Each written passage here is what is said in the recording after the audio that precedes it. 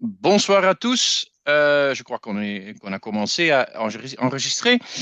Bonsoir à tous pour un nouveau masterclass de Sinoco Spirits. Et aujourd'hui, ce soir, on va goûter des rhums du famille Ricci. Et on va pas perdre trop de temps, donc je vais introduire les deux gens qui vont parler sur ces rhums. Je vais commencer avec Stéphane Brandt. Tout le monde ici le connaît, je crois, de Sinoco. Stéphane, tu vas bien? Ouais, très bien, merci. Enchanté Euh, d'être là ce soir pour déguster de très très bons rhums. ah oui, voilà, voilà. Tu as déjà dégusté des rhums aujourd'hui ou ce sont les premiers d'aujourd'hui? Alors aujourd'hui, j'ai encore rien dégusté. Ok, ça Je va, suis ça va. vierge pour ce soir. Complètement vierge pour ce Voilà. lundi soir. Très bien, Stéphane. C'est que je te connais. Donc voilà.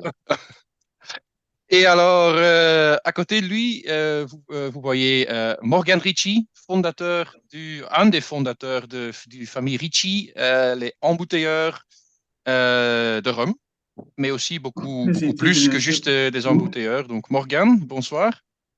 Bonsoir, bonsoir à tous. Tu vas Content bien? d'être là. Très bien, oui. Très bien. OK. Première question pour toi. C'est un lundi soir. Quel est le meilleur style de rhum pour un lundi soir? Oh, pour lundi soir, il y a des lundis différents des autres. Ça dépend de la journée qu'on a eue. Moi, aujourd'hui, j'ai eu une journée physique, donc j'ai pris un rhum réconfortant qui me passionne, Mhm. et que vous allez d'ailleurs goûter hein, ce soir, qui est le Quintessence. Ah, tu commences avec le quintessence et lequel dont on va finir, hein. Donc, C'est ça, moi je vais rester en fait toute la soirée avec vous sur le Quintessence parce qu'il a tellement de choses à faire découvrir, le Quintessence, que je ah vais oui, pas voilà. m'ennuyer même sur 2 heures. Voilà. Génial. Dites, je propose qu'on va commencer avec tout le monde avec un rhum déjà. Donc, on va commencer avec le Dynasty, je crois, Oui. Morgan. Avec le Et Dynasty, oui. comme ça, il n'y aura personne qui a soif pendant que vous commencez l'histoire de votre film, de ce que tu fais. Ça marche. Eh ben, pour expliquer un petit peu notre maison, donc c'est une maison encore jeune, hein, depuis 2019. On a commencé notre travail, notre passion. On est une maison familiale, donc située dans le sud-est de la France. Et ce qui nous caractérise, c'est que on n'est pas seulement des embouteilleurs indépendants classiques, j'ai envie de dire, parce qu'aujourd'hui, il y en a de plus en plus, des embouteilleurs indépendants. Et en fait, là où Family Ritchie va se démarquer, c'est que au-delà des sélections et de l'embouteillage qui va derrière, on aime beaucoup retravailler les produits. Euh, et donc, quand je dis retravailler, c'est sous deux formes. Déjà, un travail d'élevage, donc de vieillissement, où on aime, lorsqu'on fait nos sélections, donc on les amène dans notre chai familial à Mougins, hein, qui est d'ailleurs juste en dessous de là où je suis assis. On est dans la maison familiale. Euh, et on fait Donc, donc des secondes vieillissements. tu es juste au-dessus des fûts, en fait. Et oui, il faut les surveiller, ils sont précieux. Ah oui, voilà. Ils sont précieux. Ça m'aide à C'est dormir, en fait. J'ai toutes les vapeurs, ça m'aide à dormir. c'est un peu comme un oiseau qui est sur ses œufs pour... C'est ça, je te remercie de ne pas avoir dit une poule. Non, Mais non, non, un oiseau, voilà. c'est oui, c'est un peu ça. Non, on a commencé dans la maison familiale, tout simplement parce que cette maison appartenait à ma grand-mère. Et lorsque malheureusement elle est partie, le seul moyen pour moi de la garder, c'était de mettre le siège social en fait et l'entreprise ici. Donc c'est ce qu'on a fait. Et du coup, ben, je travaille de la maison, hein. En fait, Mhm. l'étage est dédié à l'habitation et tout le rez-de-chaussée est pour la production. OK. Et en Voilà. fait, c'est toi et votre frère qui sont la famille Ricci ou il y a encore une troisième personne aussi, je crois? Alors, oui, essentiellement mon frère et moi. Il y a aussi ma compagne, Mhm, future épouse, c'est pour bientôt, mhm. qui travaille avec nous, qui est déjà venue en Belgique d'ailleurs faire une masterclass il y a quelques mois. Euh, et ensuite, il y a le paternel au-dessus qui nous surveille avec bienveillance. Voilà. Comme toujours. comme toujours. Voilà. Voilà, donc vraiment une entreprise familiale. Et donc, comme je disais, on a plusieurs casquettes, au-delà de la sélection, le vieillissement. Ce qui nous caractérise sur le vieillissement, c'est qu'on aime faire des vieillissements, pas seulement que sur du chêne. Alors, on en a, hein, bien sûr, c'est la majorité, chêne français, chêne américain. Euh, mais en fait, on s'est rendu compte d'une chose, c'est que 70% de l'aromatique finale d'un rhum vieux ou d'un vieux whisky, d'un vieux cognac, peu importe, est apporté par la barrique, par le fût. Donc c'est vraiment une notion importante.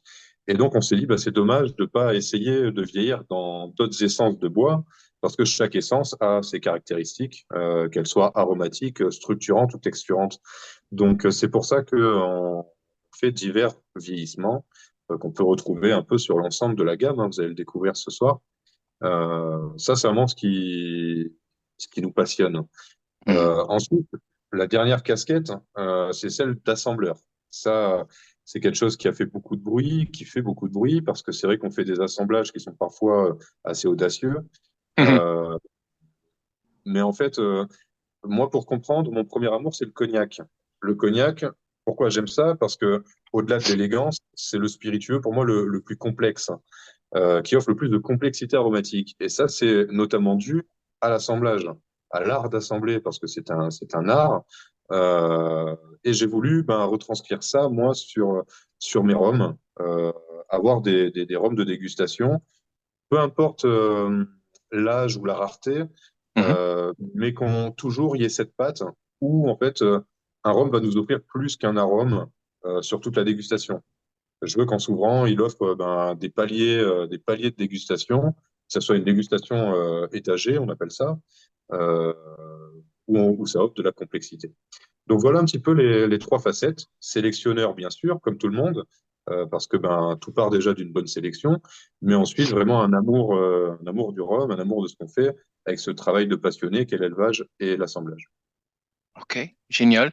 Donc, ce premier rhum qu'on a dans le verre maintenant, c'est le Dynastie. Stéphane, tu peux raconter quelque chose sur le Dynastie? Qu'est-ce que tu en penses? C'est en fait Dynastie, le rhum qui est à la base du gamme, hein? oui, c'est vraiment le rhum, je trouve, pour découvrir, comme parlait Morgane, pour découvrir l'art de l'assemblage. Avec le Dynasty, tu as vraiment, là, t'as vraiment cette culture d'assemblage des rhums provenant de régions différentes,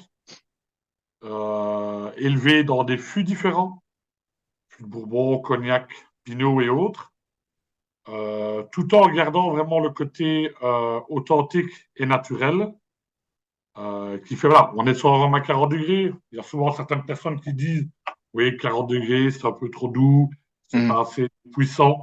En fait, pas du tout. Je trouve que c'est vraiment, le degré d'alcool est vraiment bien équilibré pour ce rhum-ci. Vraiment pour découvrir toute la richesse Mhm. de l'assemblage de ce rhum-ci. Ce n'est surtout pas un rhum qui manque de puissance, hein, et je dirais ça. Effectivement, oui. Voilà. Euh, en fait, donc le Dynasty, c'est oui un assemblage de cinq provenances en fait, quatre par, euh, par les régions, mais cinq par les pays. Euh, Ce qu'on a voulu faire, c'est que même à 40 degrés, on souhaitait offrir une dégustation qui reste accessible, qui soit gourmande, mais où il y a quand même un petit punch et un peu de complexité. Mhm. Euh, Moi, alors, je vais être grossier, mais je déteste m'emmerder avec mon verre, même si c'est pour un rhum facile. Euh, c'est pour ça qu'on a fait un assemblage de cinq provenances. C'était déjà pour en faire un rhum du monde, hein. Mhm. Et c'était pour avoir des notes de fruits à chair jaune, des notes épicées, un petit côté canne légèrement cuit, un petit côté réglissé, vanillé aussi. Voilà, qu'il se passe des choses, que ça évolue dans le verre, mais tout en accessibilité, parce que c'est une cuvée faite pour le grand public. Ouais, c'est ça. On a l'image sur l'écran maintenant, donc de la bouteille. Qui est la personne qui est sur la bouteille? Et ben, c'est le paternel, c'est le papa. Ah, ok, Euh, c'est lui. Donc, lui qui a commencé la dynastie, en fait. c'est là aussi qu'a commencé la dynastie Pamiriti. En fait, c'était une bouteille hommage. Je Mhm. voulais faire une bouteille hommage pour mon père, parce que c'est pas mon père biologique. C'est le père qui m'a élevé depuis mes 1 an.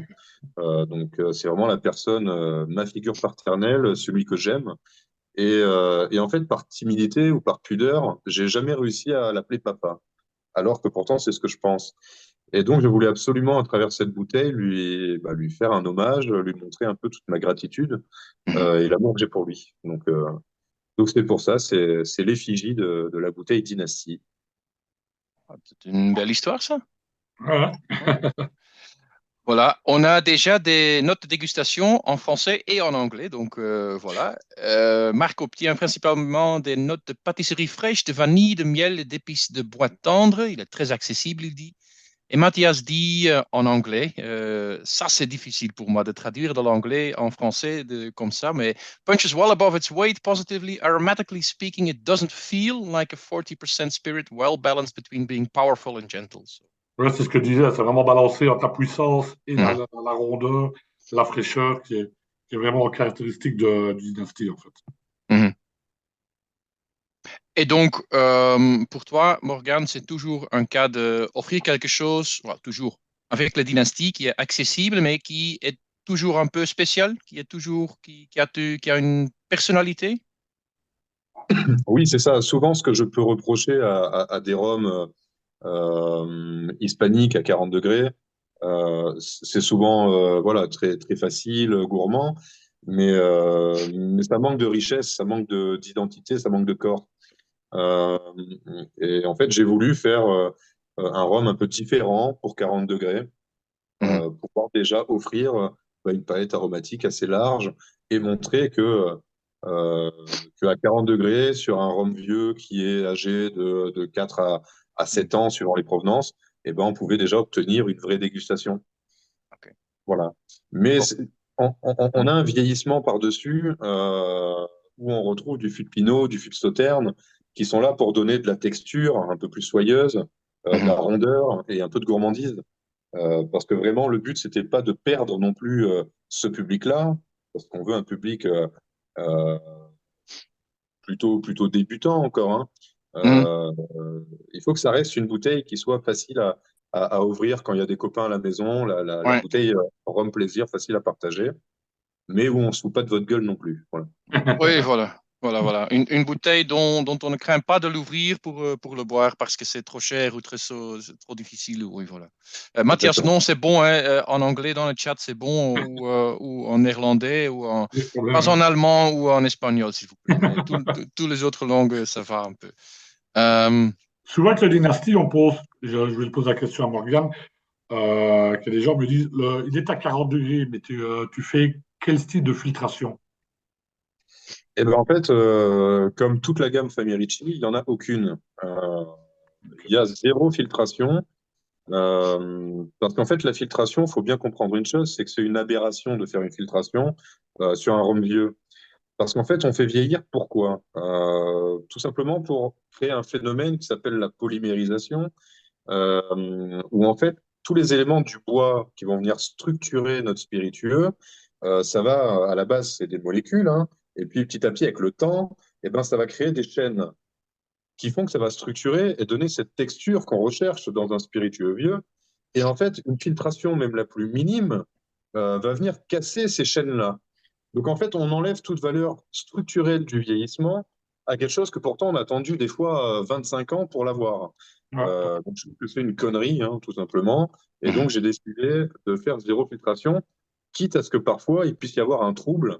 Parce que lorsqu'on est sur des rhums qualitatifs, chargés en acides gras et en aromatiques, eh ben, en dessous de 47 degrés, il se peut, s'il y a un changement de température, un petit choc thermique, il se peut que ça se trouble. Voilà.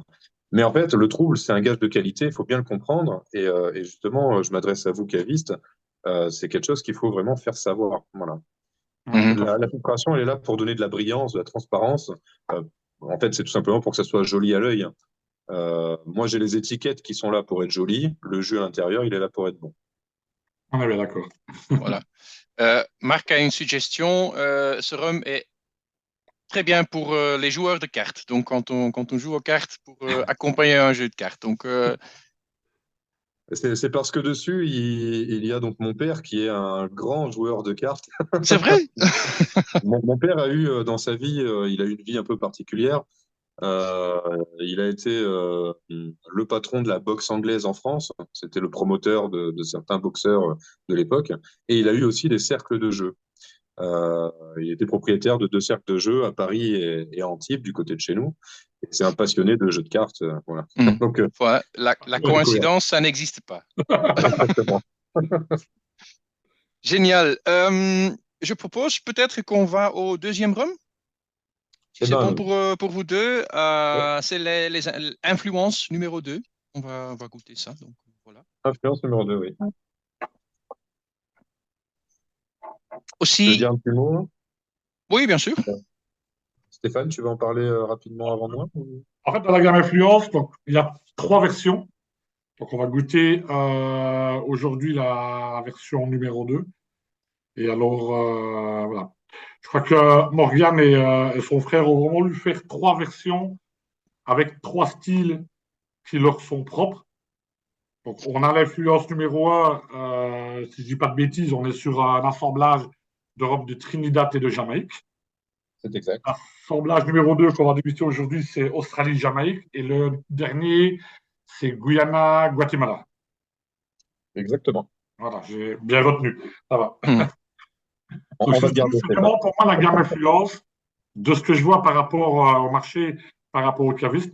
C'est vraiment trois versions différentes avec chacun leur style qui leur est propre. Et quand un client achète une des trois influences, il a souvent envie d'acheter l'autre version pour voir vers quel style on se dirige. Donc les trois ne sont pas vraiment en concurrence. Ils sont chacun à leur propre style et chacun a une histoire et un arôme vraiment particulier. Donc je trouve que c'est vraiment une très belle gamme. Mhm. La première chose Effectivement. que je goûte, c'est très floral pour moi. Effectivement, c'est très floral. C'est un rhum qui se veut élégant. Hmm. Euh, alors, pour comprendre cette gamme, comme l'a dit Stéphane, de 3 cuvées, elle s'appelle influence parce qu'on voulait mettre en avant l'influence du bois, donc l'influence de la barrique, euh, sur des rhums qui restent encore accessibles à 46 degrés. Donc, autant des amateurs peuvent y aller sur des jours, ils n'ont pas envie non plus de choses extraordinaires et compliquées à ouvrir.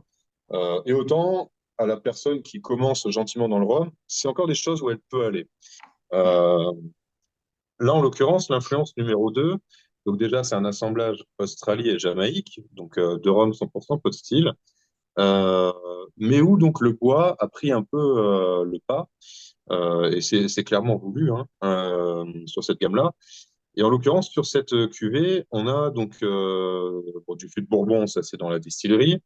Et ensuite, en second vieillissement, on a fait un peu de cognac, un peu de pinot, mais aussi on a rajouté du fût d'acacia. Et l'acacia, lorsque le bois n'est pas trop chauffé, va apporter des notes plutôt florales. Et on va aussi avoir des notes un petit peu céréales, noix, fruits à coque, Mhm. qui font qu'en fait, on va avoir un rendu tout en élégance, avec un peu de fraîcheur.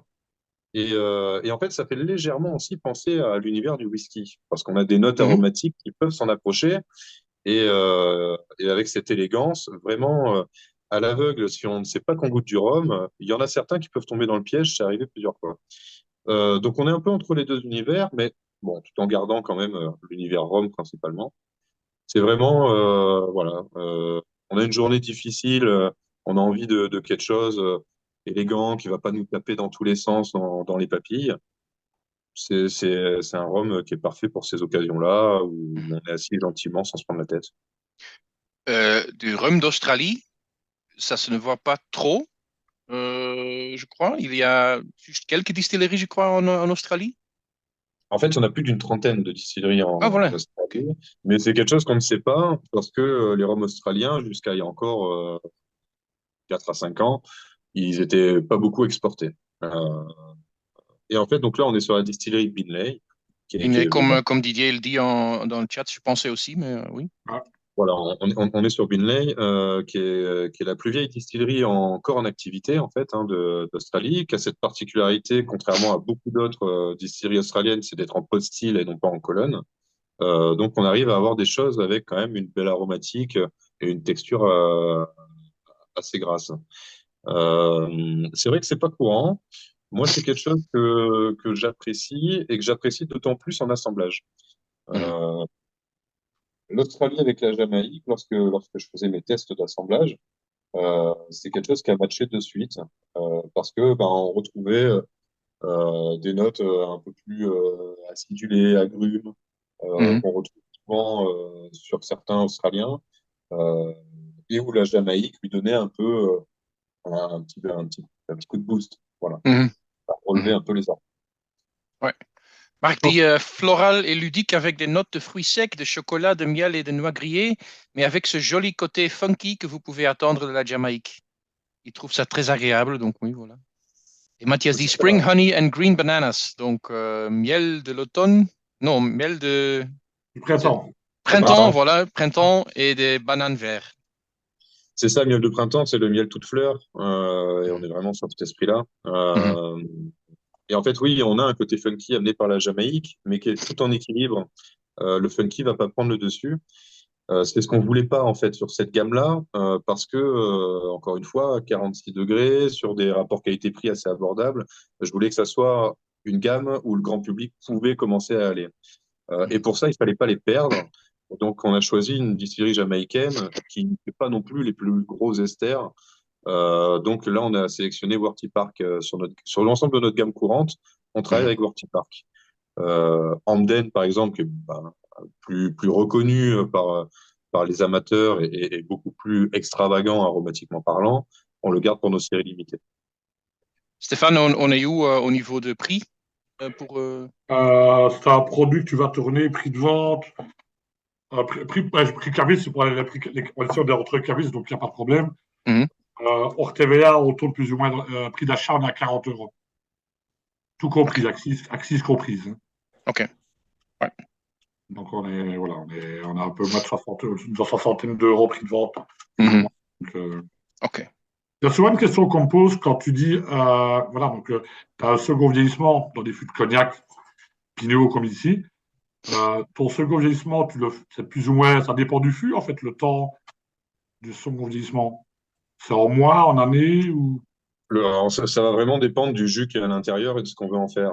Mais en gros, pour donner une fourchette, sur cette gamme-là, par exemple, qu'on est en train de déguster, sur les influences, ça va être maintenant, on est sur des roulements entre 18 et 30 mois chez nous. Ouais. Euh, Ça m'amène sur une notion importante qui est la notion de climat de vieillissement. Euh, Parce que souvent, il y a une guéguerre entre le climat tropical, le climat continental, qui m'agace un petit peu. Mhm. Euh, voilà, chacun veut savoir lequel est le meilleur. Moi, pour moi, il n'y a pas de meilleur climat. Chaque climat a ses qualités, mais a aussi ses défauts. Le climat tropical, ça va donner de la concentration, de l'arôme plus rapidement, mais ça va aussi brusquer un peu et réveiller un peu le feu de l'alcool. Le climat continental, lui, il va amener les choses de façon plus lente, moins intense. Il lui faudra plus de temps. Par contre, bah, le fait que, il y ait du temps pour ça, et ben, ça va donner de l'élégance, ça va calmer en fait le feu de l'alcool. Et si le feu de l'alcool est calmé, on ressent d'autant plus les arômes.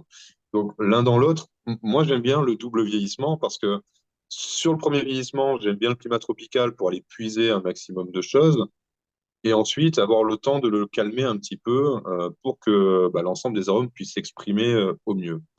Euh, Après, on a fait une petite expérience, hein, je t'en parlais tout à l'heure. Oui, Euh, Didier l'a déjà dit dans le chat, il demande le climat des grottes. voilà, le climat des grottes, où donc j'étais aujourd'hui, hein, c'est pour ça que je suis encore en tenue. Je suis arrivé tard à la maison, j'ai pas eu le temps de prendre la douche. Regardez, j'ai vraiment besoin de la douche. Voilà, j'ai porté donc les barriques qui étaient à 70 mètres de profondeur dans une grotte pas loin de chez moi, euh, où en fait on a fait une expérience. J'ai voulu faire une expérience où on a pris deux rhums blancs guadeloupéens, donc on a fait un assemblage bielle et Montebello en brut de Colonne, et on l'a mis à vieillir dans 6 barriques. 3 barriques qu'on a gardées chez nous, dans notre chai, et 3 barriques qu'on a mis donc à 70 mètres de profondeur dans la grotte de Saint-Vallier, pour voir ben, justement quel vieillissement allait amener quoi. Alors, ce qu'on s'attendait, c'était que chez nous, où on n'est pas sur un climat continental, hein, en fait, on est sur un climat méditerranéen qui est quand même très différent du climat qu'on peut retrouver du côté de Cognac ou en Mhm. Écosse, par exemple. Euh, pour dire, hein, en termes de part des anges, on est entre 6 et 9%. Ah ouais. Et donc, on est bien au-dessus des 2% continental. Et c'est aussi quelque chose que Guillaume Ferroni a constaté. Donc, on est assez raccord là-dessus.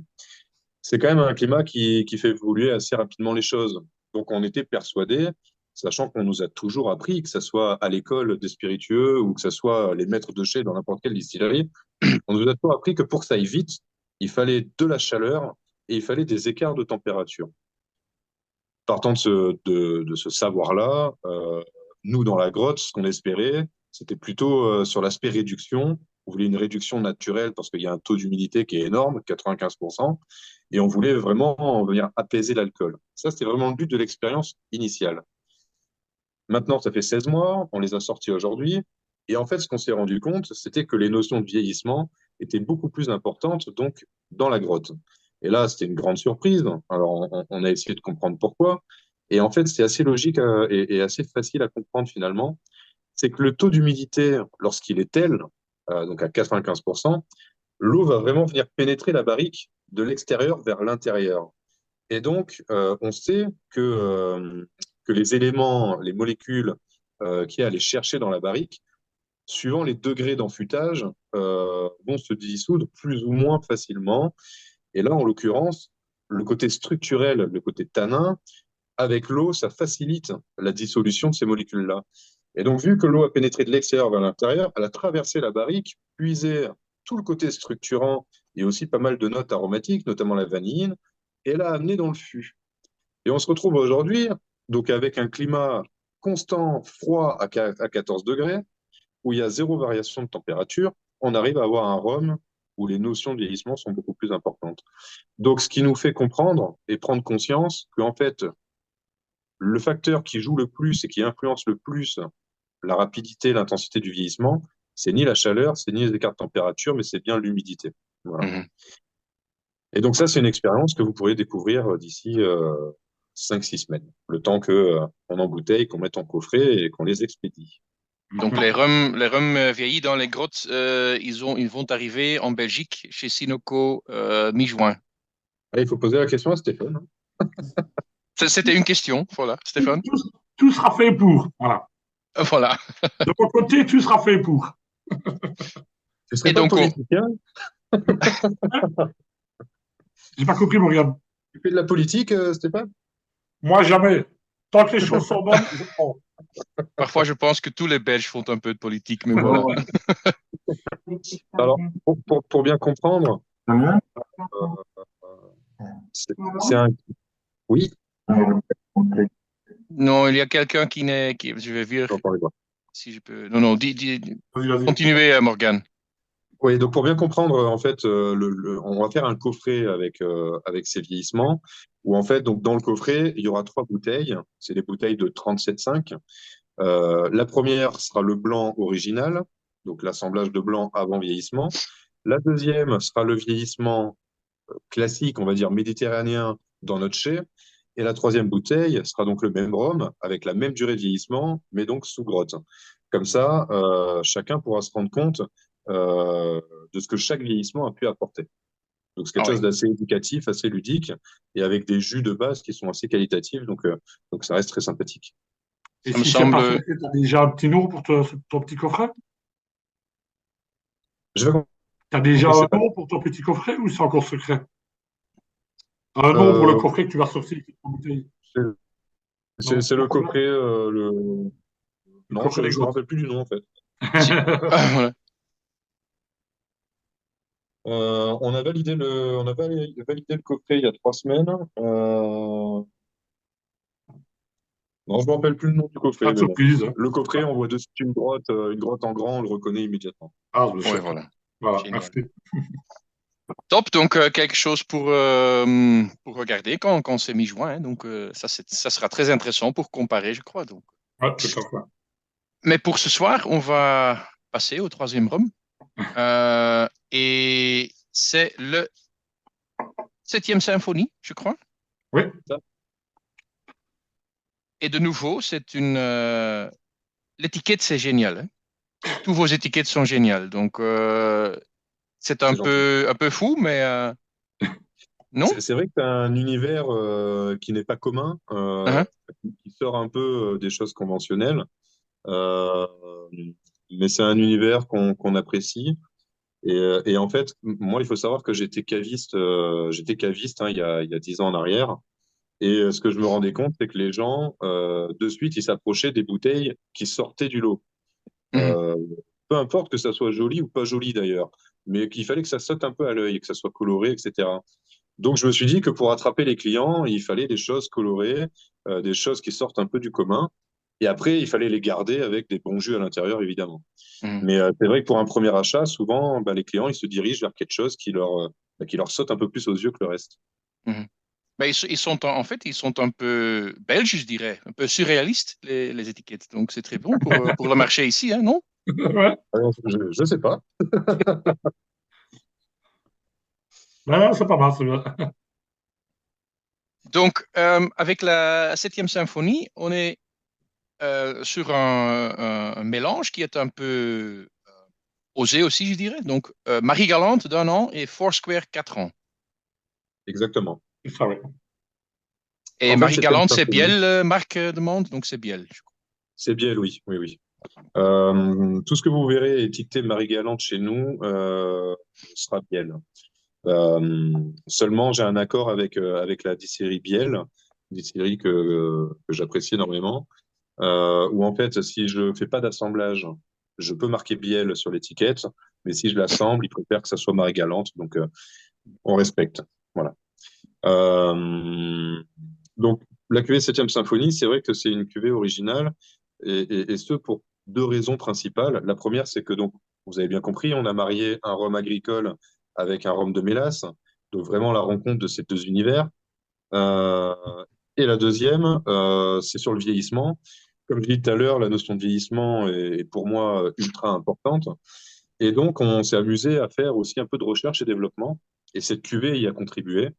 Donc, on a fait un vieillissement pour cette cuvée dans donc dans 7 barriques de 7 bois neufs différents. Donc, chaque barrique est d'un bois, d'une essence de bois différente.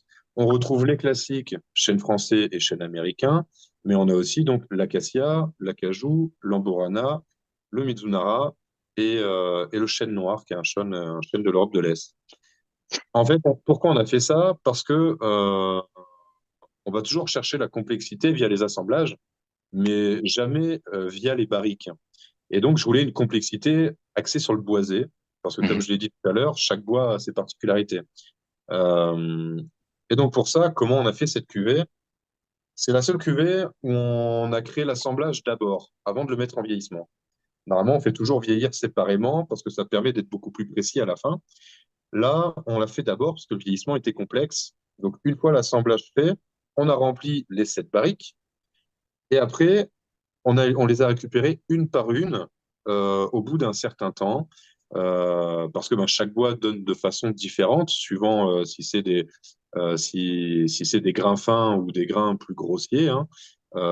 Par exemple, le premier qu'on a récupéré, c'était l'acajou, et c'était au bout de 8 mois, parce que l'acajou donne très vite, très fort, et beaucoup d'amertume.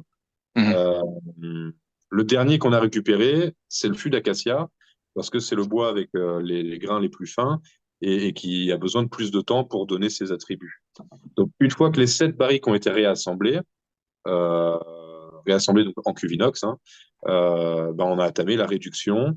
En brut de fût, on était à 69 degrés.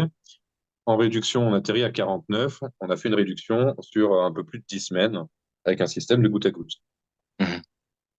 Voilà, donc les deux grosses particularités de cette cuvée. Cette cuvée, elle a été aussi faite pour en fait amener les gens plus facilement sur les rhums agricoles.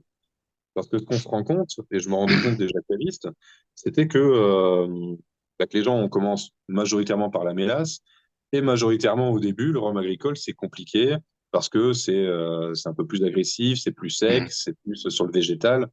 Voilà. Là, avec cette cuvée, on a une trame qui commence plutôt sur l'agricole, avec vraiment le biel qui ressort, le côté canne fraîche, marmelade, citron. Mais derrière, on va avoir des notes vachement plus gourmandes amenées par la Barbade, donc Foursquare, des notes de coco, notes vanillées, qui viennent donner de l'accessibilité, de la rondeur, de la gourmandise. Et sur tout le long de la dégustation et sur la finale, on va avoir une longueur assez importante pour un rhum qui n'est qu'à 49 degrés. Ça va être axé sur les différents éléments du bois, qui va être sur les épices, notes de fruits à coque, un peu la fève de tonka, voilà, toutes ces choses-là. Mm. Et la septième symphonie, c'est une édition limitée? Non. Non, c'est de la Non, gamme courante.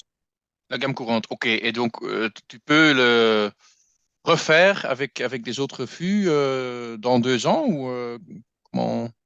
Oui, oui, en fait, on a maintenant 6 roulements de barriques. Mhm, Donc, on a 42 barriques dédiées aux 7e symphonie mhm, pour justement faire des roulements. Et ce qui se passe, c'est que dans la cuve de produits finis, on en garde toujours une partie qui sera remis un peu comme les vins de réserve dans le champagne pour garder cette signature toujours égale. On garde toujours une partie de la cuvée précédente qu'on va rajouter à la suivante. Et mhm. ça, on le fait pour chacune de nos cuvées, hein. OK, Si je OK. dis pas de bêtises, cette symphonie va avoir ou a eu un an, c'est ça, hein. J'ai pas compris. La septième symphonie, elle a eu ou elle va avoir un an, non? C'est ça? Elle a un an, oui, elle a Elle un a an eu un an, c'est ça, oui. depuis début avril. Ouais. Et là, il y a sa petite sœur ou sa grande sœur qui arrive, la 7e symphonie, Cast Strength, donc la version brute de fût à 69 degrés. Qui sera chez nous courant cette semaine-ci. Exactement. À Voilà. 69 degrés. Ouais. OK, c'est Oui, pas oui, mal. parce que 49 degrés pour les geeks, les gros Oui, passionnés de rhum, ça restait encore léger. On m'a souvent oui, oui, dit, c'est ça. purée, c'est une aromatique qui est super, mais ça manque encore. J'aime bien quand ça tape un peu plus. Et j'ai dit oui, mais moi, cette cuvée-là, elle est faite encore une fois dans un rôle éducatif pour amener Mhm, les gens d'un monde vers l'autre. Elle n'était pas forcément faite pour les plus geeks d'entre nous. Donc, pour leur faire plaisir, parce qu'il y en a beaucoup qui me l'ont demandé, eh ben, on leur a fait la version brute de fût, qui est une version aussi sur la gamme courante. C'est pas une série limitée non plus. Et Morgane, tes rhums, les rhums qu'on a déjà goûtés, les autres aussi, tu les imagines, tu les imagines à boire comme ça ou dans des cocktails pour mixer? Alors, je les imagine plutôt à boire comme ça, hein, en Mhm, dégustation. Le seul qu'on met en avant pour les cocktails, ça va être le Dynasty. C'est pas tant une question d'aromatique. mhm, Il s'y prête très bien parce qu'on nous-mêmes on a un brand ambassadeur qui nous a fait des cocktails signature avec le Dynasty et en France ça commence à bien se développer dans les bars mixologie. Mais c'était pas tellement une question d'aromatique parce que dans ce cas-là il y en a d'autres qui seraient vraiment sympas en cocktail. Mais c'est aussi une question de coût. Le seul de notre gamme qui peut rentrer dans la majorité des bars pour du cocktail, ça reste Dynasty. oui. Après, souvent, on me dit, bon, c'est un peu haut, le coefficient, tout ça. Bon, voilà. Mhm. Une question, le brut fût, ça sera en gamme classique également ou ça sera édition limitée? Gamme classique. Gamme classique, OK. Et on a des notes de dégustation merveilleusement aromatiques, biscuits, café noir, massepain, noix de coco, orange confite et sucre de canne, velouté doux avec une marmelade d'orange, du chocolat blanc et même un soupçon de menthe, caramel en finale. Ça donne envie de manger, tout ça. Ah oui, voilà. Ça donne faim. Non, mais très jolie note de dégustation. Il y a beaucoup de choses que j'ai également mis dans la mienne. Euh, Après, c'est vrai que en général, sur les notes de dégustation, c'est ce que je dis souvent sur les masterclass. Euh, c'est bien de regarder ce que le producteur a mis pour avoir une idée de ce qu'il allait chercher. Mais il faut surtout se concentrer sur ce qu'on ressent soi-même parce qu'on Mhm, a tous des palais différents. Et le palais, les récepteurs, ils sont reliés à nos souvenirs, et notamment les souvenirs d'enfance. Et donc, forcément, entre toi, moi, Stéphane et tous les cavistes qui sont là ce soir, mhm. il y a des notes qu'on va être les seuls à ressentir, ou peut-être deux, trois. Voilà.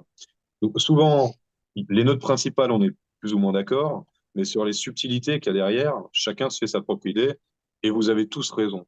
Voilà. Mhm. C'est pas moi qui détiens la vérité. La seule vérité, elle est dans votre palais. Juste une question, Marc, tu vas publier le blog en français cette fois ou Non, il va publier en néerlandais. On le traduira après, pas de problème. Oui, oui, voilà, pas de problème.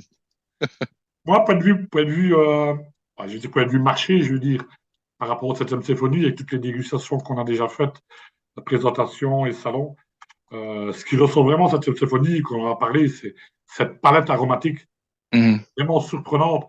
Et pour moi, c'est vraiment le rhum, il a un rôle d'éducation. Mhm. On commencerait par l'éducation avec les dynasties, et puis on a cette symphonie, comme dit Morgane, pour la variété des différents fûts. C'est un rhum, et je crois que Morgane l'a fait à Spa l'année dernière, faire une masterclass rien que sur la 7e symphonie. Mhm. Que tu avais fait, Morgane.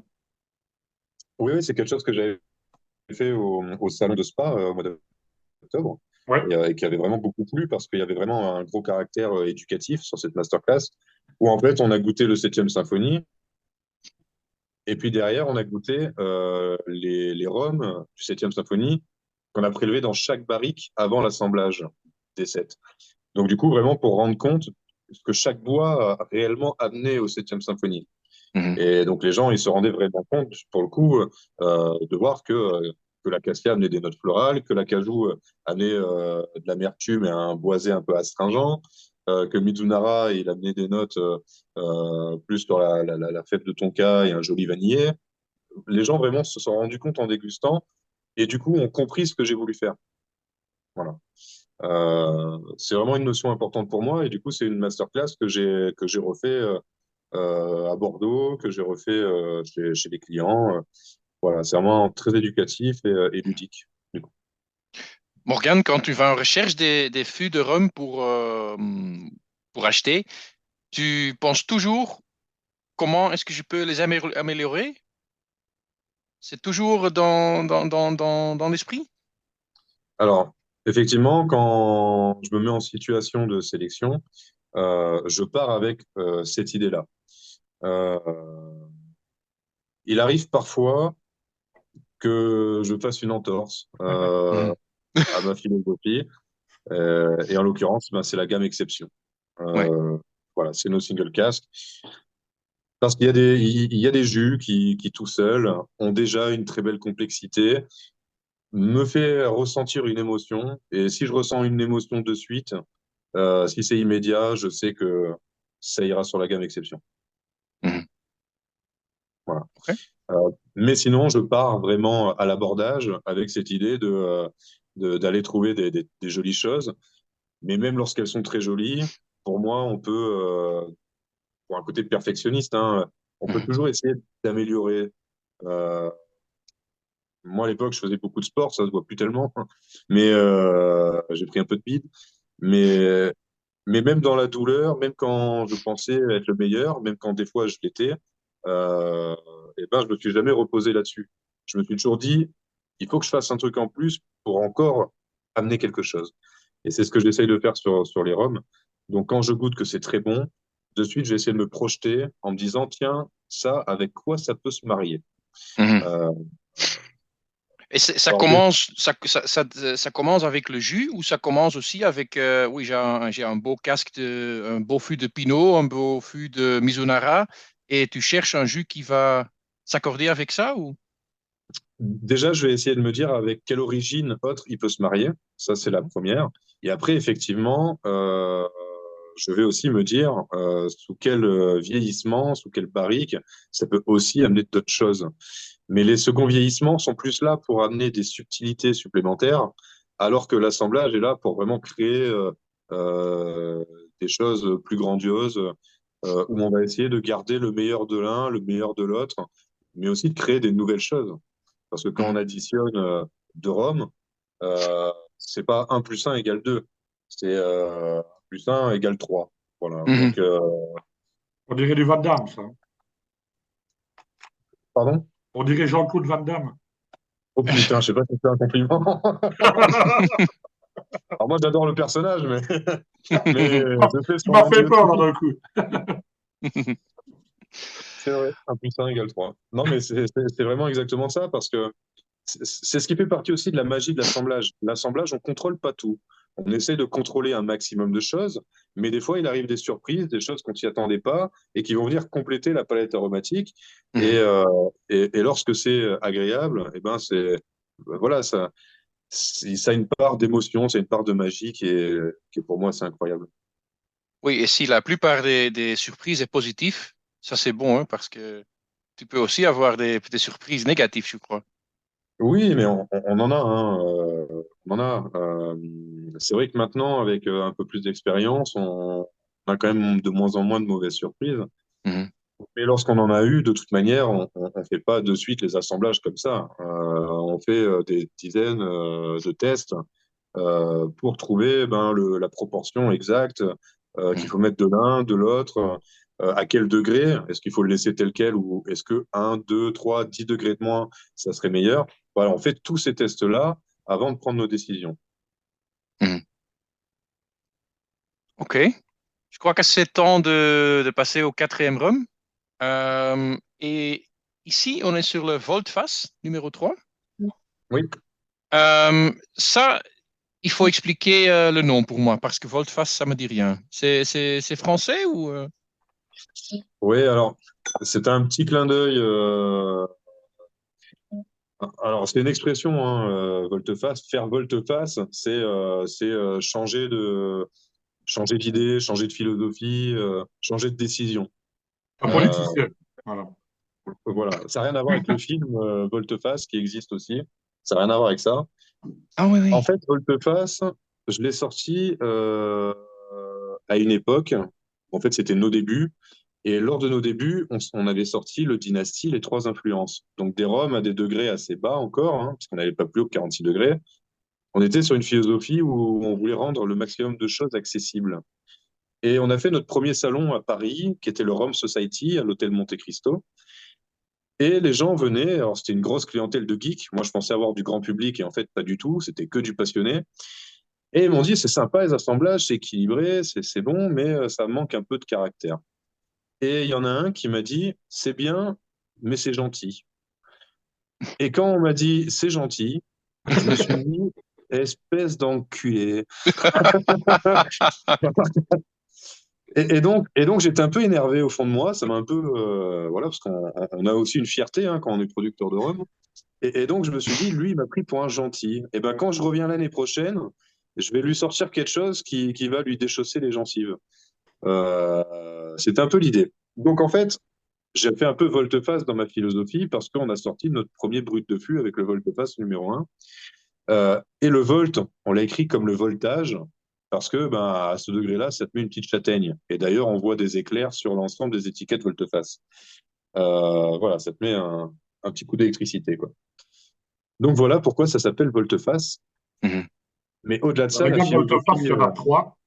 Vas-y.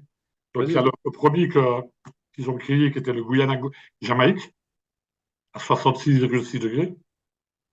Le volte-face numéro 2, c'est le Jamaïque-Barbados, Barbade à 66,4. Et en celui qu'on va déguster ce soir, c'est le Guyana-Barbados à 64,5. Ja. Et juste pour info, l'échantillon de ce rhum est un peu plus petit parce que c'est une bouteille de 50 centilitres. Donc, j'ai dû partager un peu entre vous tous. Donc, c'est pour ça aussi que moi, je n'ai pas trop. Voilà. D'ailleurs, en parlant du 50 centilitres, on me demande parfois pourquoi c'est du 50 centilitres sur ces cuvées-là. Et en fait, il y a deux raisons à ça. Euh, la première, c'est que sur les rhums à haut degré, comme ça, on n'a pas envie de s'en mettre un tous les jours. Mhm. En tout cas, moi, je ne le conseille pas. Il faut que ça reste une exception pour vivre un grand moment de dégustation. Euh, et donc, ben, pour passer à autre chose, il faut la terminer. Et pour la terminer, 66,6 degrés, par exemple, et ben, s'il y a 70 centilitres, ça peut mettre longtemps. Donc, je Mhm. voulais quelque chose qui puisse quand même se terminer plus rapidement pour pouvoir passer à autre chose et découvrir ben, des nouveautés. Et la deuxième raison, elle est économique, hein, parce que ben, on a les taxes sur alcool. Et lorsqu'on monte haut dans les degrés comme ça, ben, forcément la taxe hein, augmente de façon proportionnelle. Et pour que ça reste accessible à un plus grand nombre en termes de budget cette fois, eh ben, on a fait du 50 centilitres aussi pour ça. Voilà. Mhm. Alors, la Bon, philosophie de Volteface, je t'écoute. non, non, non, non. Alors, la philosophie de Volteface, c'était de faire des rhums avec de la puissance, mais aussi de la gourmandise. Mhm. Euh, on voulait une forte aromatique. Et donc, on a choisi des jus qui déjà étaient avec des aromatiques assez prononcées. On ne voulait pas de rhum léger. Et on a fait aussi un vieillissement un peu particulier parce que toute la gamme Volte-Face a un vieillissement identique. D'abord, fût de Pinot des Charentes blancs. Donc, c'est des fûts de vieux Pinot des Charentes blancs de la maison Léraud en Cognac. Et ensuite, passage dans du fût de châtaignier neuf. Et le châtaignier, c'est encore donc un nouveau bois. Le châtaignier, moi, c'est un bois que j'apprécie particulièrement, même s'il est compliqué à travailler, parce qu'il va donner beaucoup de structure et de la gourmandise, mais de la gourmandise sombre. Ça va pas amener de côté vanillé comme du chêne, le coco comme le chêne américain. Là, on va aller sur de la gourmandise plus chocolat noir, café torréfié, amandes grillées, marron chaud. Voilà, des choses qui sont plus réconfortantes. Voilà. Mhm. Et je trouve que quand on allie la puissance et la gourmandise, ça va bien ensemble. Quand on porte la gourmandise avec du caractère sur la longueur, moi, c'est ce que j'apprécie particulièrement et voilà, assez régulièrement, je le porte sur des rhums comme ça en dégustation. Parce que voilà, c'est plaisant d'avoir à la fois du caractère, un peu la main de fer dans le gant de velours. C'est un peu le principe. Mhm. Là, celui que vous dégustez, le Volte-Face 3, c'est le plus gourmand des trois, le plus pâtissier en tout cas. C'est vraiment, moi je le décris comme un plateau de dessert. C'est crème brûlée, c'est mousse au chocolat noir, c'est tiramisu, c'est voilà un peu C'est tout voilà, ce les que Marc gourmandises. a C'est écrit. marqué à noter, tu vois. Ah oui? Ah oui, Ah ben, vraiment. super. Bonbons, caramel, café fraîchement moulu, tiramisu à la chantilly. Ah, Dessert voilà. liquide. Voilà. On est complètement raccord. Voilà, c'est vraiment ce plateau de dessert, ce café gourmand même, j'ai envie de dire, avec toutefois en fin de bouche quand même les épices de la Guyane qui viennent relever un peu le tout et qui nous portent sur la longueur. Alors, c'est pas le rhum le plus complexe, celui-ci. Il monte ses cartes assez rapidement par rapport aux deux autres volte-face. Mais par contre, voilà, en digestif, Voilà. voilà, Mhm. c'est réconfortant. Ça à boire l'hiver ou pour vous même l'été à côté de la Oh, ouais. cheminée, Ça va pas. c'est Je- assez simple. Juste n'importe quel lundi soir. Voilà, je viens de perdre 15 clients. Et c'est vrai que le volte-face, comme tu disais, pour les cavistes et même pour dans les salons, quand tu veux leur faire goûter un volte-face, ça peut faire craindre certaines personnes avec le jeu de l'alcool. Tu Oui, passes sur le volte-face 3, ce sera vraiment celui qui sera le plus accessible, entre guillemets, même s'il est fort alcoolisé, mais c'est le moins fort des trois. Et c'est celui, comme tu dis, qui est le plus gourmand. Mhm. Vraiment pour montrer ce côté brut de fût, qu'est-ce que ça peut apporter. Voilà. c'est ça. En fait, c'est vraiment une porte d'entrée sur l'univers du brut de fût. Euh, Parce que c'est accessible, c'est gourmand, c'est pâtissier, c'est sensuel. Euh, c'est plutôt sensuel. Le Mhm. Volte-Face 2, par exemple, le Jamaïque Barbade, lui, il va plus plaire à la clientèle qui aime les choses plus funky. Parce qu'on a la Jamaïque qui prend le pas avec ce degré qui est là pour porter les arômes sur des choses avec des fruits plutôt mûrs. Donc, ça va plutôt plaire à cette clientèle-là. Le Volte-Face 1, là, c'est la grosse claque aromatique qu'on se prend directement dans la tronche, hein, clairement, et où la rondeur vient après. Mais vraiment, de suite, c'est une claque aromatique, hein, on n'est pas prêt. Mhm. Euh, et pour les amateurs du genre, c'est quelque chose qu'ils apprécient énormément. Mhm. Alors, un petit d'information au début qu'ils ont créé les volte-face. Tu avais juste le volte-face 1, puis tu as créé le 2 et le 3, et maintenant c'est rentré dans la gamme traditionnelle aussi. Oui, en fait, Volte-Face, j'avais fait donc une édition limitée au début pour le Rhum Society, et où en fait, ça cartonnait. On a vendu sur le week-end 140 bouteilles. On a fini top vente du salon. Très loin, le deuxième, qui était mon cher confrère Perroni, aussi sur un brut de fût, un Australia, qui avait vendu 24 bouteilles. Il y a vraiment un écart monstre. Et on me l'a réclamé toute l'année. Je me suis dit, bon, on va faire une deuxième édition. J'ai fait une deuxième édition, même carton. Et je me suis dit, ben, il faut le passer en gamme courante. Et après, je l'ai Mhm. décliné en trois versions parce que j'aime bien faire des gammes de trois. Ça permet que chacun puisse aussi trouver son goût, toucher un plus Mhm. large public et attiser la curiosité, comme le disait tout à l'heure Stéphane, où une personne, quand elle va prendre une cuvée d'une gamme, ensuite elle est curieuse, elle a envie de goûter les deux autres. Mhm. Il y a Ouais. aussi un côté, c'est réfléchi aussi commercialement parlant. Oui, les trilogies, ça marche toujours que très bien, hein. Sauf dans certains films. Sauf dans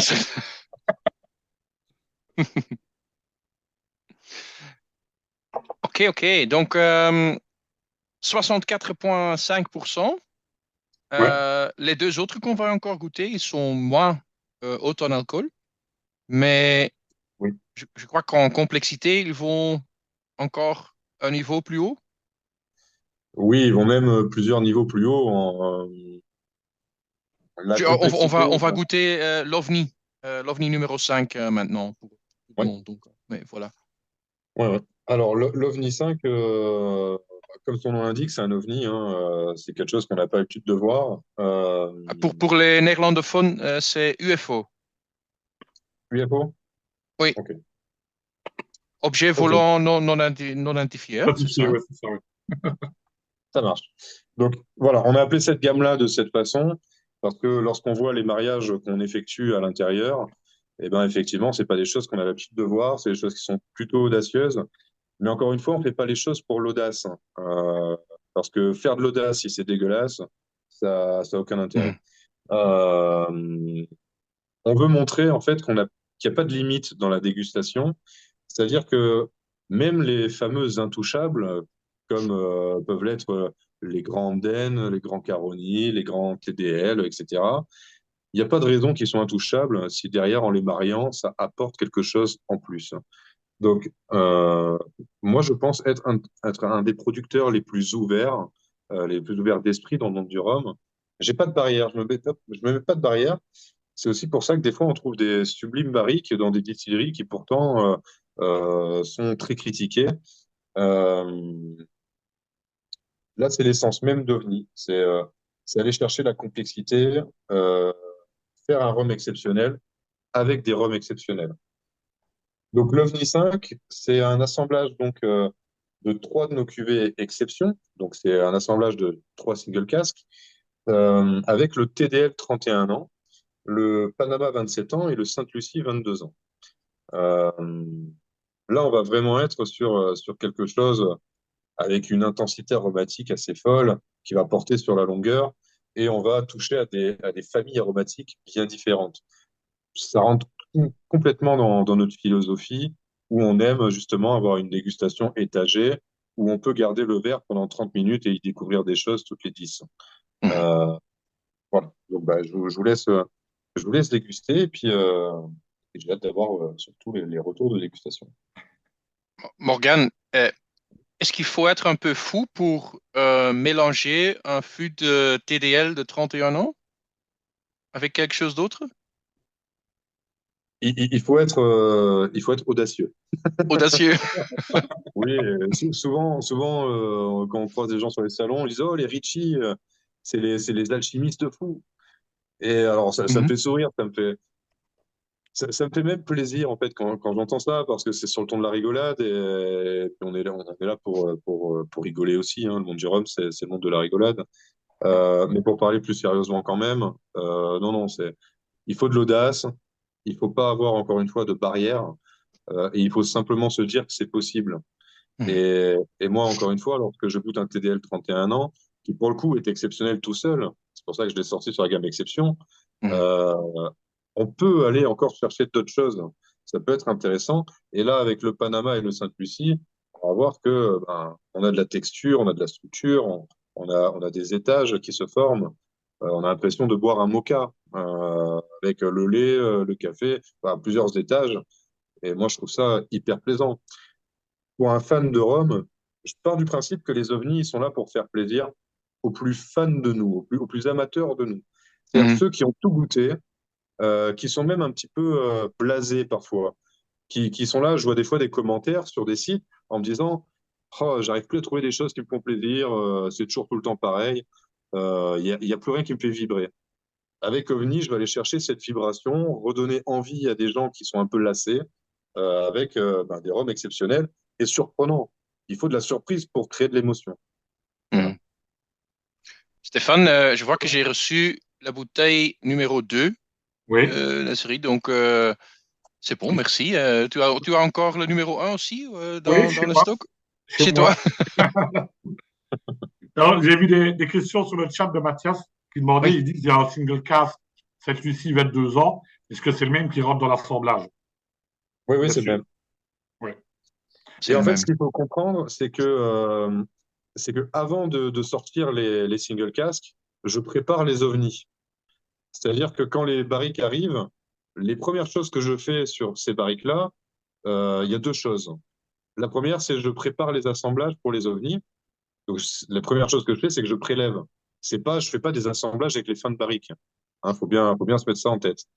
Euh, et la deuxième chose, c'est que je prélève aussi de suite quand ça arrive chez nous dans notre chai pour la cuvée d'après, la cuvée quintessence.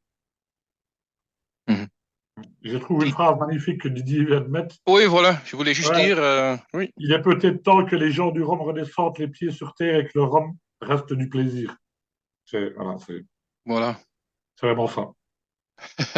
Le Et plaisir et le partage. Ouais. de Whiskey Barn dit, s'ils sont fous ou pas, ça marche. C'est un, c'est un rhum très beau, très complète, avec beaucoup de diepte, Stéphane, comment on dit ça? Euh, Profondeur. Profondeur, Profondeur voilà.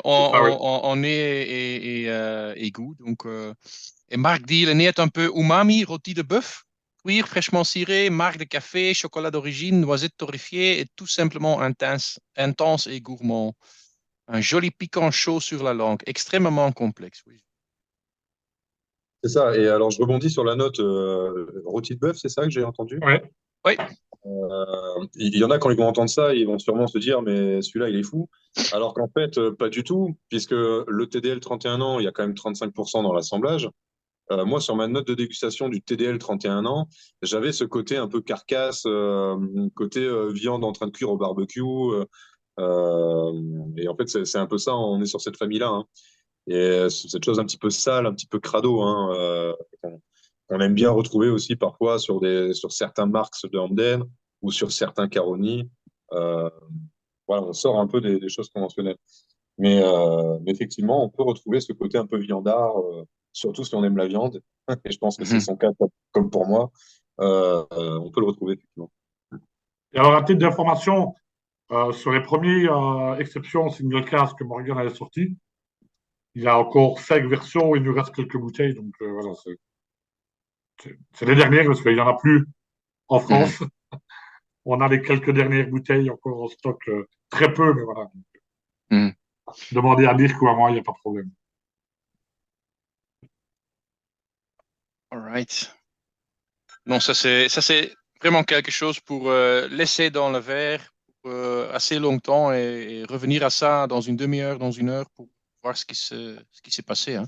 Ouais, c'est ce que quelqu'un qui demandait tantôt. Est-ce que c'est un rhum comme des grands vins? Il faut le Mhm. servir et le laisser dans ton verre s'ouvrir pendant quelques minutes, le temps que les notes aromatiques sortent, entre guillemets. Didier, comme dans le Baiju.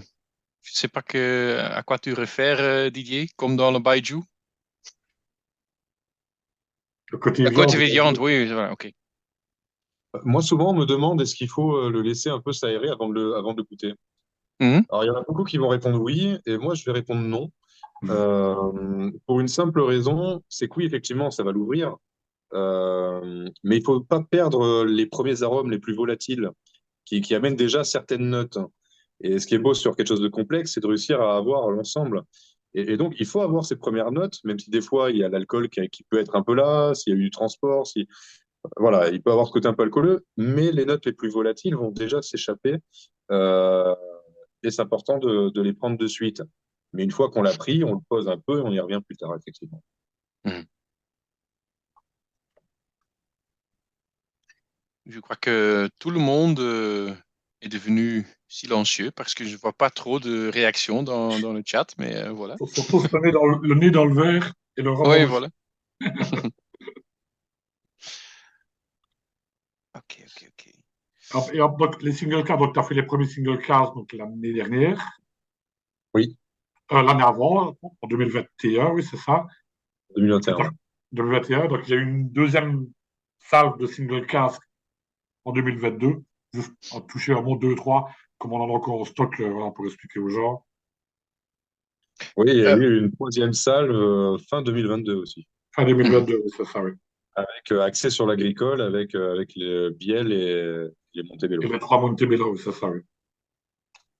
Morgane, sur l'OVNI, il y a les trois loups qui regardent l'OVNI qui passe dans le ciel, mais aussi dans votre logo, il y a les trois loups.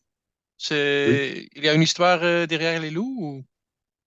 Oui, alors c'est une bonne question qu'on me pose souvent. Pourquoi les loups? Euh, Comme j'ai dit, c'est une boîte, enfin une société familiale. Et donc le loup, la meute de loups, ça représente l'esprit ben, famille, Mhm. où un peu chacun a sa hiérarchie. Euh, et donc, bah, il y avait ce côté-là dans la famille, hein, le côté hiérarchie avec L'alpha. mon père, moi-même, voilà. La meute de loups, c'est aussi le côté chasse. Et nous, on part bah, régulièrement à la chasse aux barriques, à la chasse aux pépites. Donc, il y avait Mhm. ça. Et le loup, enfin, c'est aussi un animal emblématique de chez nous, avec les Alpes, Mhm. où on a d'ailleurs le parc des loups qui est à 40 minutes de la maison. Euh, et donc, bah, ça nous représentait plutôt bien. Et je trouvais que ça nous représentait mieux que des grenouilles aussi. Ah, c'est beau que tu dis ça parce qu'il y a un embouteilleur belge qui a des grenouilles dans son logo. Donc, je vais lui dire. C'est qui? Asta Maurice, Bert. Ah, c'est un Maurice, Voilà. que j'aime beaucoup et Ah, qui fait des voilà. vues assez qualitatifs. J'aime bien. Ouais, j'ai discuté avec lui il y a pas longtemps par message. Et Mhm. j'aimerais bien travailler sur une cuvée avec lui. Parce que Ah c'était oui. quelqu'un de très ouvert et de très convivial. J'aime bien Mhm. sa façon de travailler, de voir les choses. Donc, je lui Je envoie un lui, je vais lui envoyer un message après cette dégustation pour faire que ça se fasse. Voilà. message avec plaisir. Écoute, je crois qu'on doit déjà passer au dernier rhum, qui Oui, est peut-être le plus fou de, de- des six qu'on a goûté, la quintessence. oui. Et oui, c'est vrai que c'est le plus folklorique. Mhm. Cas, lorsqu'on regarde donc, ben, l'étiquette, hein, le quintessence, donc quintessence, pourquoi quintessence? C'était parce que je voulais absolument, avec cette tradition d'assembleur, mettre en évidence vraiment toute la quintessence d'assemblage que je pouvais réaliser sur une année dans mon chai. Et donc pour ça, j'ai décidé d'assembler l'ensemble de nos sélections de l'année. Donc en 2021, on a créé le premier quintessence, il y en avait 17 de mémoire, de jus à l'intérieur, différents. Là, cette année, enfin l'année 2022, on a fait 44 sélections, donc on retrouve 44 hommes à l'intérieur.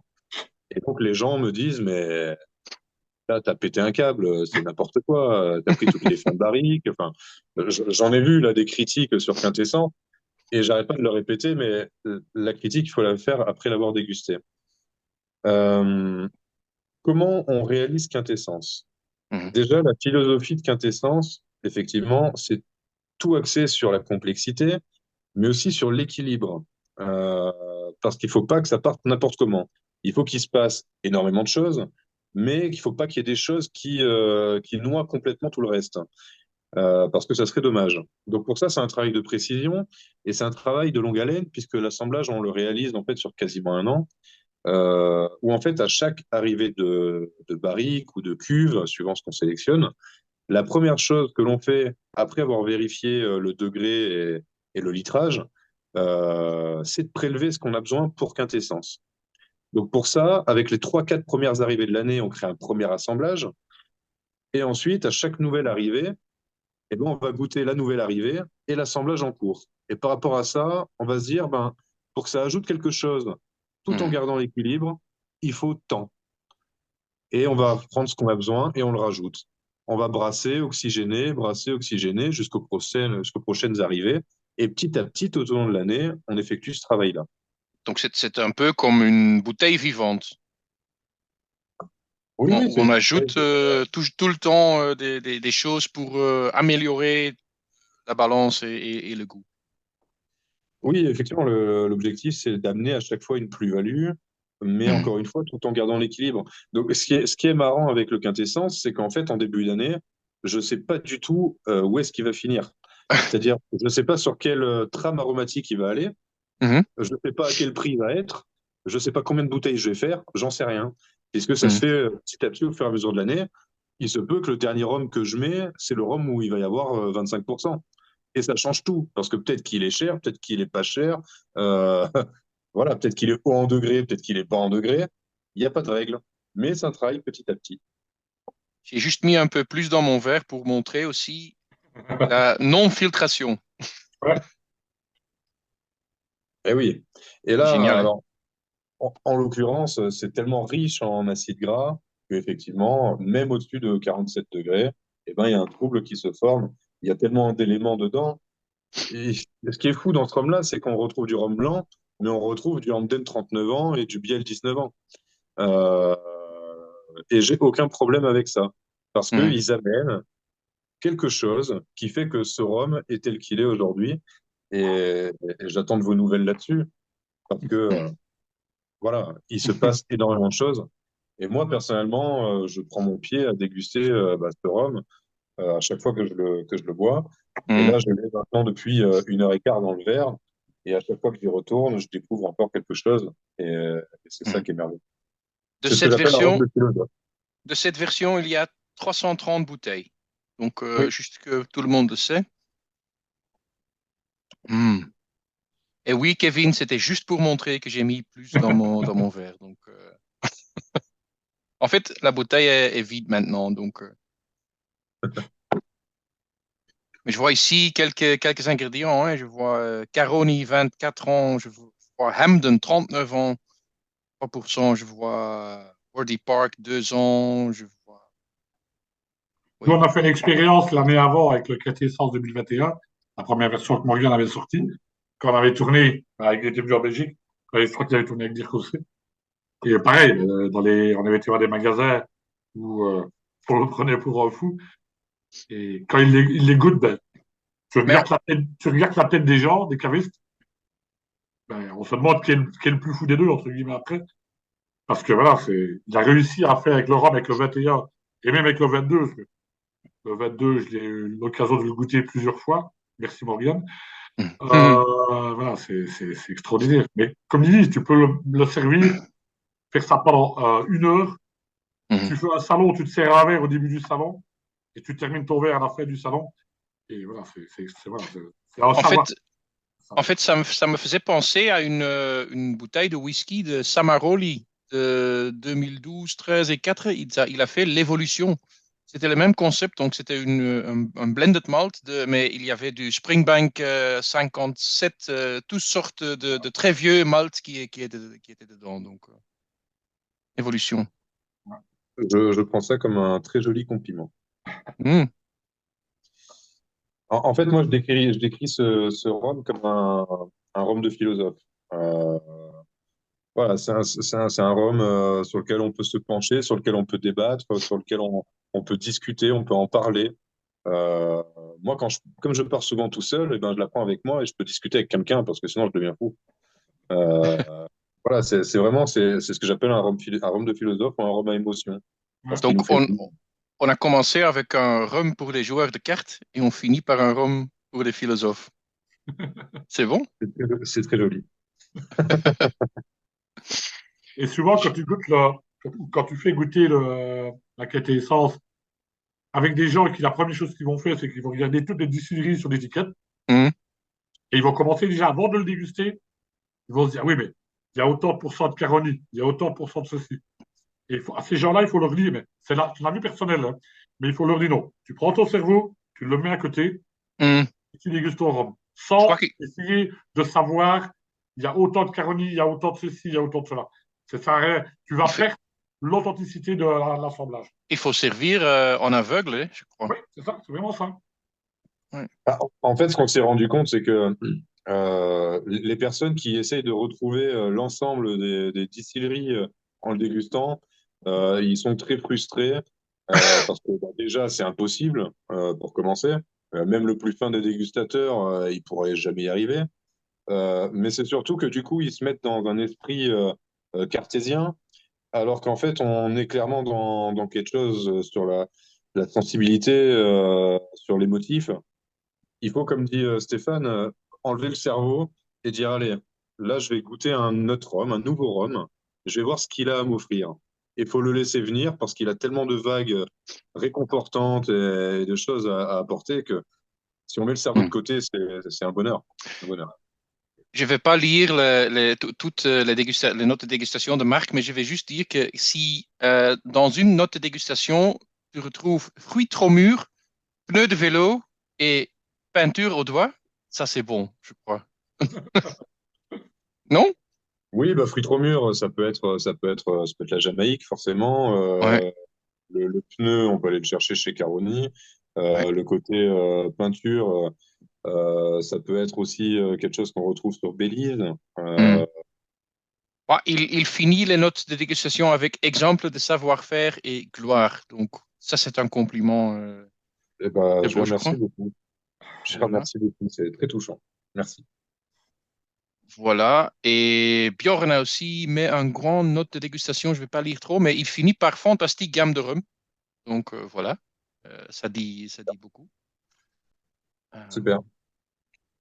Est-ce qu'il y a encore des questions dans des participants ici? Donc maintenant, c'est le moment. Donc voilà, Marc a déjà publié son blog. Le link est dans le chat. Donc je crois que c'est en anglais ou néerlandais cette fois, Marc? Il va répondre. Voilà. Donc pour relire tous ses notes de dégustation, il fait toujours ça. Donc il est Ok. comme un éclair en fait. Très Super. vite. En néerlandais, voilà. Hmm. Néerlandais.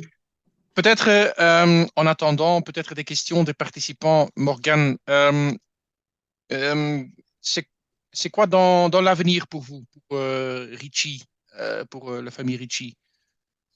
Bah, déjà, dans un avenir plutôt proche, ce qui est bien avec Quintessence, c'est que dessus, il y a toutes les sélections de 2022.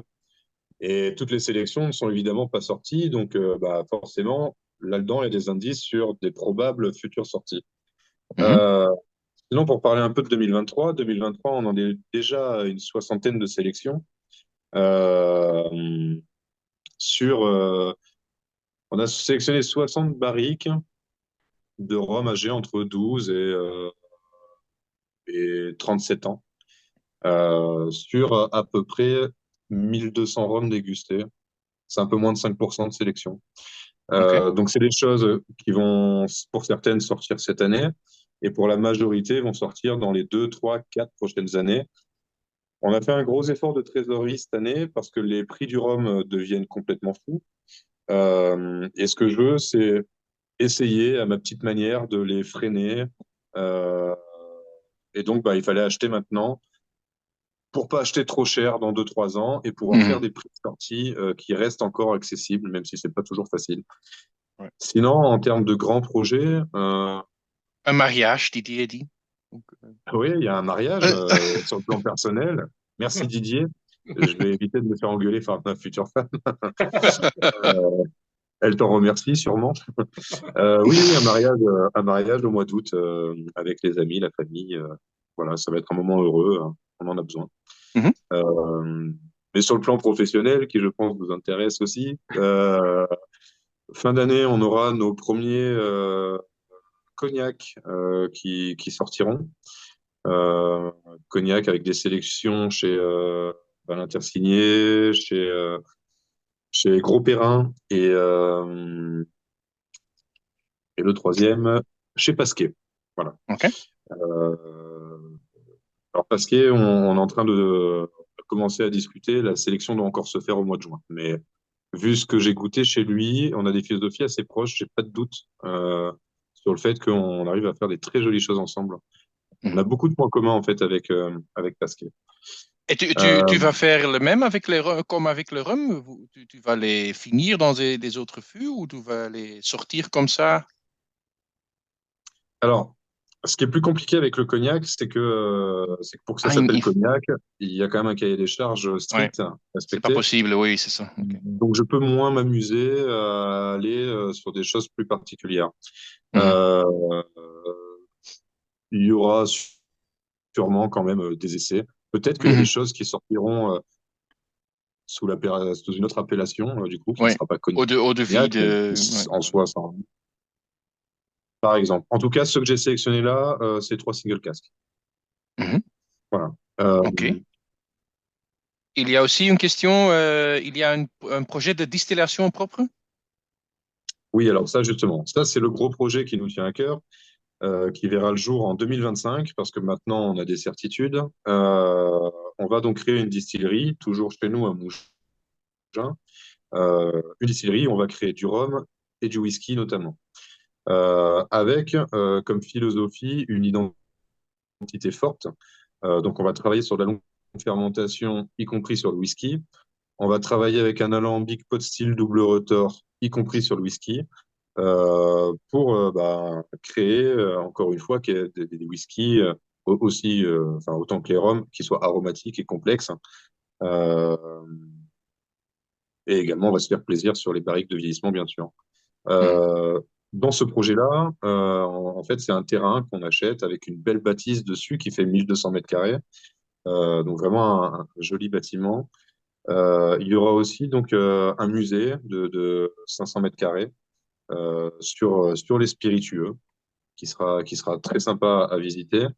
On aura une école de formation sur les spiritueux, une académie avec des cours toutes les semaines, des choses qui Mhm. vont être certifiantes et de qualité.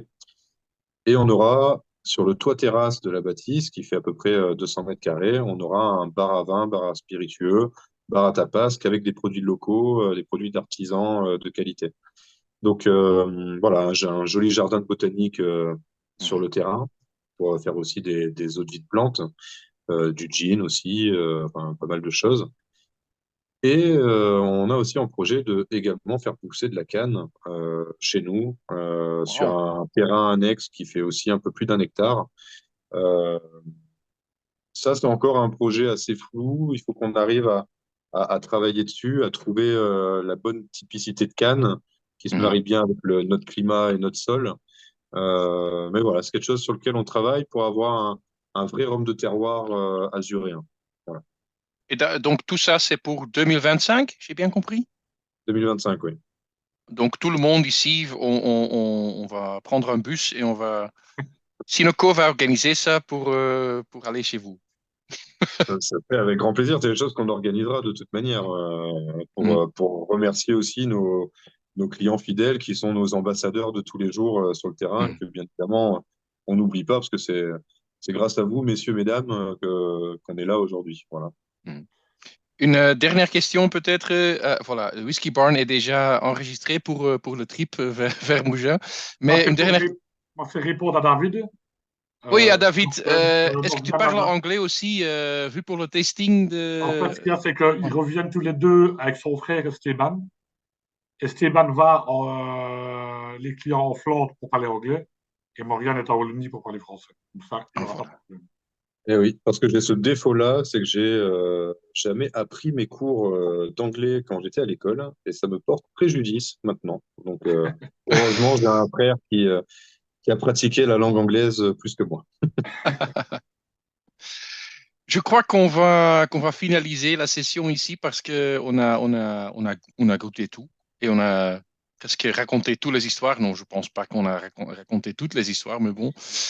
Stéphane, il y a une dernière mot, toi, Oui, de oui, moi, je Sinoco? voulais remercier, déjà vous remercier tous les participants qui étaient là ce soir. C'était vraiment très agréable et vraiment chouette.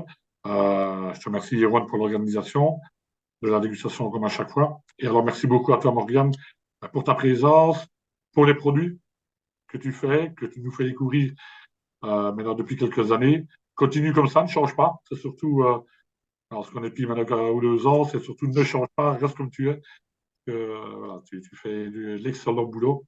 Voilà. Et alors, là, juste la petite dernière chose, je voulais le dire personnellement, je tenais à le dire. La plupart d'entre vous sont au courant. Il y a une gamme de 3 nouveaux rhums qui vont rentrer ici prochainement.